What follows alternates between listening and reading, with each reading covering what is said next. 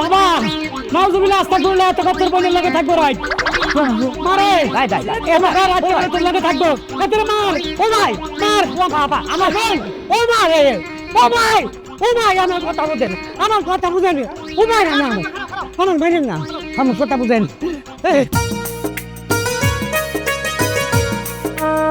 বাড়িতে কেউ আছেন?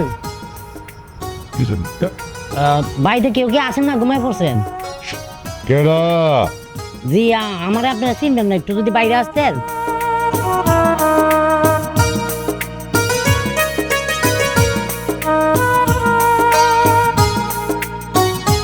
আসসালামু আলাইকুম মুরব্বী। ওয়ালাইকুম আসসালাম। বাবা আপনি কেডা? জি আমি আসছিলাম এই এলাকায় একটা কাজে, জি কিন্তু অনেক রাইত হয়েছে, যাওয়ার মতন অবস্থাও নাই। তাই বলছিলাম কি আপনার বাড়িতে কি থাকা যাবে একটা রাইতের জন্য? আসলে ওই কি ওর মা নাই তো, আমার একমাত্র যুবতী মাইয়া অবিবাহিত। বাবা ও না থাকলে আপনাদের থাকার জায়গাটা দিতে পারবে। ও যুবতী মায়া, অবিবাহিত বলছেন তো সমাজের ব্যবস্থাটা আপনারা চিনি না জানি না, আমি হেল্পটা করতাম আপনারা, কিন্তু এখন পারবো না। আপনি অন্য কোথাও গেলে আমি খুশি হব। চল মা। ঠিক আছে বাবা। হ্যাঁ সালাম আলাইকুম। জি ওয়ালাইকুম আসসালাম। যুবতী মাইয়া ঘরে থাকলে কি ঘরে থাকতে দিতে পারে না? ঠিক আছে, যে জায়গায় যুবতী মাইয়া নাই সেই বাড়িতে গিয়ে থাইয়া কি করবো? সুবহানাল্লাহ আলহামদুলিল্লাহ লা ইলাহা ইল্লাল্লাহ আল্লাহু আকবার। আচ্ছা আমি মসজিদের মুয়াজ্জিম, আমার যদি ভুল হয় সভাপতি তো আমার ডেইলি শার্নিং দিতে আছে, বড় উঠতে পারি না, শতানে মনে শরীর টিপে আজান দিতে আজকেও 2 মিনিট দেরি হয়ে গেছে। না সকাল সকাল উঠে আজান দিতে হবে। আসসালামু আলাইকুম। ওয়ালাইকুম আসসালাম। কাকে চাই? না আমি আসলে কারো চাই না। হ্যাঁ কি জন্য এসেছেন? আমি আসছি এই জায়গায় একটা কাজে, আমি অনেক টাইট হয়ে গেছে, কোথাও যাইতে পারতেছি। হ্যাঁ রাইট হয়ে গেছে, আপনার বাড়ি যান। একটা কথা কি জিজ্ঞেস করতে পারি? কি কথা? না বলছিলাম কি আপনার বাড়িতে কি যুবতী মেয়ে আছে? হুম যুবতী মেয়ে আছে মানে? আমার বাড়িতে আমার 2টা মেয়ে যুবতী। ও না মানে কইছিলাম যে রাইতে থাকতাম আর কি। কি করলি? আস্তাগফিরুল্লাহ তোর এত বড় সাহস? হ্যাঁ? তুই রাইট থাকবি যুবতী মেয়ে আমার মেয়ের সাথে? তোর এত বড় সাহস কি লইলো?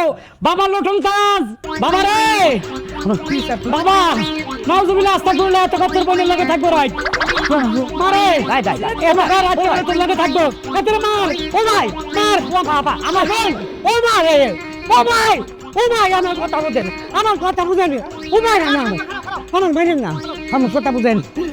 কি বুঝলুম? কি কইবার চাই? কি জানি কইতাছি। হ্যাঁ কি করবি? আমি এলাকায় আইছি একটা কামে।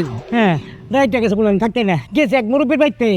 হে মুরব্বীর বাড়িতে কইছে আমি রাইটটা থাকুম। হ্যাঁ কইছে বাবা রে আমার বাড়িতে যুবতী মায়া আছে, আমি তোমার থাকতে দিতে পারবো না। হ্যাঁ ভালোই তো কইছে, সেই কারণে ওখান থেকে আইছি আপনার এখানে। আইয়া আপনার জিজ্ঞাসি আপনার এখানে কি যুবতী মেয়ে আছে? যুবতী মেয়ে থাকলে তো আর আপনি আমরা থাকতে দিবেন না, যদি না থাকতো তাহলে আপনার বাড়িতে থাকতাম। এটাই আমরা বুঝাইতে চাই। মায়ের আগে কবি না, মায়ের তো শুরু কথা কইতেই তো দিলেন না। সরি বাবা। এখন কি রাইতে থাকুন দেবো? ওই যে গরু ঘর খালি আছে, এক পাশে গরু এক পাশে তুই থাক। যা যা মশা কামড়াই জন্য যা, চল করো চল। আব্বা এটা তুমি কি করলা? কথা শুনলা না, বুঝলে না কোনো কিছু না, সবসময় না বুঝলে না বুঝে একটা গ্যাঞ্জাম লাগাই দাও। খুদ দেয় বেটাটা মাইলো।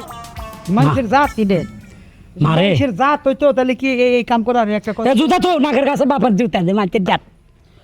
কি করবো আব্বা? তুমি পথে গাড়ি মসজিদে কোনো বিচারে গেলে সব জায়গায় তুমি অর্ধেক কথাকে বুঝবো না, লোকটাকে কমপ্লেন বুঝে মানুষ উগলে পাঠাইছে। আরে বয়স হয়েছে না, অর্ধেক কথা শুনলে মাথা গরম হয়ে যায়। অর্ধেক কথা কবরে গেলে তো মাথা ঠান্ডা হইব। থাক জন্মের পর থেকেই দেখতে এদিকে আসো। যদি গরু চুরি করে লই চায়। হ্যাঁ কাকা কইছিলাম কি গোয়াল ঘরে অনেক মশা, আমার কি একটা কয়েল দিতে পারেন? কয়েল লাগবো না, তোমার অনেক মারছি, খুব মারি খাইছো, তোমার প্রতি একটা মায়া হয়ে গেছে আমাদের। তুমি এক কাজ করো, আমার ছেলে লোটন তার আছে না, তার সাথে ঘুমাও। যাও তার রুমে চলে যাও। ভাই তুমি লয়ে যাও, আমি খাওয়ান করতেছি। আবার ঘরে আইও। আসো। ভাইজান একটা কথা বলি, মানে খাওন কি আপনি লেগে পারবো না আমার লেগে পারবেন? খাস কি এটা? এটা খাস